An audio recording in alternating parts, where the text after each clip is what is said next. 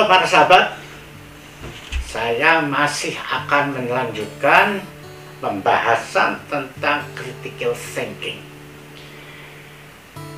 Pada episode yang lalu saya sudah membahas tentang apa yang dikatakan Richard Tol mengenai keutamaan berpikir. Ya. Ada beberapa yang sudah saya bacakan satu persatu. Sekarang ingin saya bahas masing-masing keutamaan itu. Yang pertama adalah berpikir bebas atau otonomi pemikiran. Nah, saudara sekalian, untuk benar-benar bisa berpikir kritis, ya, manusia ini, maka dia harus mempunyai pada derajat tertentu kebebasan berpikir. Jadi ada ruang di dalam pikirannya untuk bebas, untuk berotonomi dalam berpikir. Sebab apa? Kalau seseorang dalam hidupnya atau pikirannya ditekan oleh suatu kekuatan apapun itu sedemikian rupa sehingga dia tidak bisa berpikir bebas atau berotonomi dalam berpikir, ya, pikirannya terjajah, maka dia tidak mampu berpikir kritis di dalam dirinya. Nah, oleh karena itu, saudara sekalian, kondisi adanya kebebasan atau otonomi di dalam pikiran seseorang itu akan memungkinkan orang itu untuk bisa menilai pikirannya sendiri berdasar hati nurani dia. Nah, itulah yang kita butuhkan untuk seseorang bisa berpikir kritis.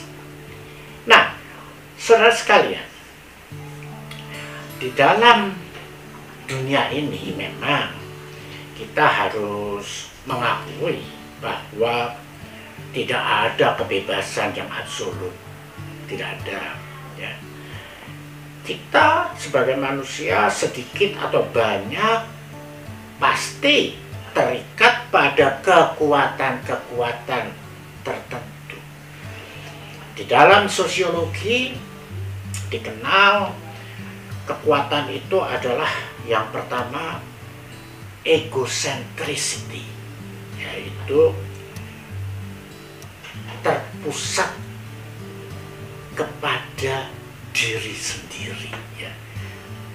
Jadi kekuatan yang membuat manusia itu terpusat pikirannya pada dirinya sendiri. Di dalam pikirannya itu, diri sendirilah yang paling harus dicintai, diri sendirilah yang paling penting, paling bisa dimengerti adalah diri sendiri, dan yang paling harus dipenuhi kebutuhannya, harus diprioritaskan, dan seterusnya dan seterusnya. Itulah namanya egocentricity. Nah, jadi kalau kekuatan ini ada di dalam manusia, ya kita mengertilah tentang itu. Nah, tetapi saudara sekalian, egocentricity ini harus bisa kita hilangkan, ya, sedikit demi sedikit. Memang tidak bisa hilang sama sekali ketika manusia menjadi dewasa, ya, dihilangkan sedikit demi sedikit sehingga manusia tidak menjadi sangat egoistik. Nah, tetapi kemudian kekuatan egocentricity ini tergantikan oleh kekuatan dari masyarakat sekelilingnya, ya, karena setiap manusia mempunyai lingkungan sosialnya masing-masing. Begitupun punya kekuatan menekan pikiran bersama itu kepada manusia tadi. Itulah yang disebut sociocentricity, yaitu keterpusatan kepada lingkungan sosialnya. Nah, sociocentricity ini sangat kuat, saudara sekalian. Contoh kekuatan apa yang membuat seorang pribadi kemudian dalam tanda petik ditekan oleh kekuatan dari luar? Misalnya ajaran agama. Kita sering merasakan bahwa karena ajaran agama itu seolah-olah pikiran kita ini sudah dipenuhi dengan ajaran itu. Kita merasa baik kalau sudah dipenuhi. Tapi saudara sekalian, kita tetap tidak bisa membuat pikiran dari kekuatan dari ajaran agama itu menguasai seluruh pikiran kita, dan kita tidak mempunyai kebebasan berpikir sedikit pun. Itu juga saya kira tidak baik, karena seringkali ajaran-ajaran agama kan diberikan oleh orang bermacam-macam. Kalau itu semua kita terima dan kita tidak punya kemampuan untuk mengkritisi itu dan mengecek kepada tokoh-tokoh agama yang lain untuk menemukan mana sebetulnya yang paling benar dari antara tokoh-tokoh yang kita percaya itu. Nah, itu adalah ruang otonomi manusia, ya. Nah, kemudian ada juga kekuatan-kekuatan dari adat istiadat. Ya. Kalau kekuatan dari agama itu tadi fanatisme, tetapi adat istiadat kesukuan kita pun juga bisa menimbulkan fanatisme. Kemudian ideologi negara, saudara sekalian, itu juga bisa menekan kita. Itu yang sering disebut sebagai chauvinisme. Dan chauvinisme ini bisa menciptakan suatu bencana. Contoh ketika Perang Dunia Kedua yang lalu itu kan ada chauvinisme dari baik oleh Jerman, kemudian juga oleh Jepang misalnya, yang merasa bangsanya paling hebat dan mau menguasai dunia dan seterusnya. Ya akhirnya terjadilah bencana-bencana itu. Jadi sociocentricity ini berbahaya, saudara. Kita masing-masing dalam kehidupan sehari-hari mungkin juga dikuasai oleh prinsip-prinsip dari perusahaan di mana kita bekerja. Bisa baik, bisa buruk, tapi kalau itu dikuasai secara menyeluruh, saya kira itu tidak baik juga. Dari keluarga, dari teman-teman kita sepergaulan, dari organisasi kita dan sebagainya. Jadi itulah yang namanya sociocentricity. Itulah yang harus kita manage, ya, harus kita kelola, sehingga bukan untuk dihilangkan, tetapi untuk diatur sehingga masih menyisakan kebebasan berpikir pada diri kita. Nah, oleh karena itu dalam critical thinking kita harus mengakui bahwa kekuatan-kekuatan itu ada, dan kekuatan itu alamiah, ya. Kalau manusia, kalau menurut teori psikoanalisis, manusia itu lahir dari rahim ibunya, dia itu merasa tercerabut dari kehangatan rahim ibu itu, dan dalam tanda petik seperti dicampakkan ke dunia. Maka pada saat itulah semua manusia merasa dia harus bertahan hidup, dia harus mempertahankan survival dia sendiri. Itulah munculnya egocentricity di situ. Jadi ini sangat alamiah. Jadi oleh karena itu, saudara sekalian, kita harus mengelolanya supaya di samping kekuatan-kekuatan itu kita sendiri bisa mengembangkan kebebasan berpikir. Nah, baik saudara sekalian, sekarang mari kita lihat bagaimana refleksi sosiologis dari apa yang ditawarkan oleh Richard Paul tadi. Saya terikat pada satu teori di dalam sosiologi, yaitu oleh seorang tokoh bernama Herbert Mead. Herbert Mead ini mengatakan bahwa manusia itu kepribadiannya, kediriannya itu sebetulnya mempunyai dua unsur gitu ya.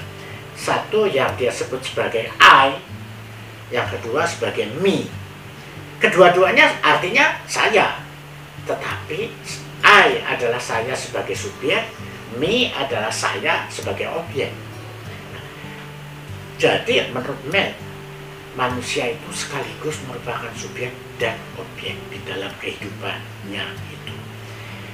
Nah, persoalannya jangan sampai keseimbangan antara I dan me itu terlalu jomplang gitu.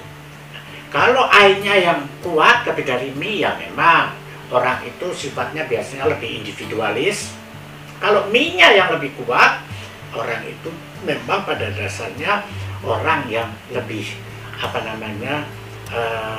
patuh pada masyarakatnya, gitulah kira-kira. Nah, jadi kalau kebebasan berpikir sebaiknya tetap, jadi I-nya itu tetap kuat sehingga mempunyai masih kebebasan berpikir.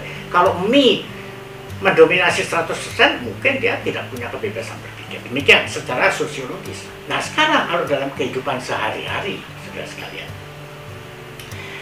misalnya partai, apakah partai itu baik ya? Tapi apakah anggota partai itu kalau dia berpartai harus kehilangan kebebasan berpikirnya? Wah, hati-hati kalau sampai seperti itu. Tapi kenyataan banyak saudara sekalian itu terjadi. Contoh misalnya, kalau sudah sampai pada misalnya ini waktu untuk pencalonan presiden, itu kalau kita dengar suara dari para pengikut partai itu berdebat misalnya di televisi, sudahlah, kita tidak menonton juga nggak apa-apa karena suara mereka pasti sudah bisa ditebak. Yang ini akan bicara apa, yang itu akan bicara apa, dan itu adalah tidak bisa ditawar lagi karena partai mengatakan itu.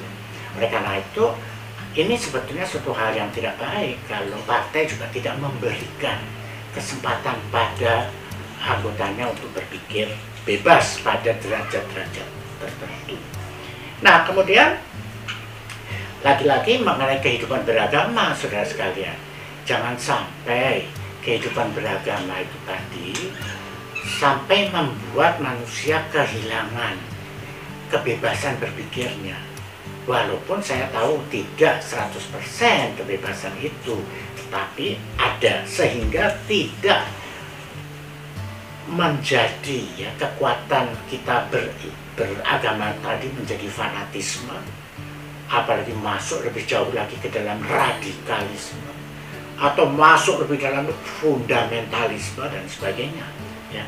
Jadi berpikir kritis itu tetap mempertahankan otonomi berpikirnya. Kalau ada ajaran di dalam agamanya, kalau dia tidak sependapat, dia bisa cek kepada pemimpin agamanya yang lain lagi di sana supaya dia bisa mendapatkan keseimbangan. Jadi begitu cara kita mendapatkan kebebasan dan otonomi berpikir.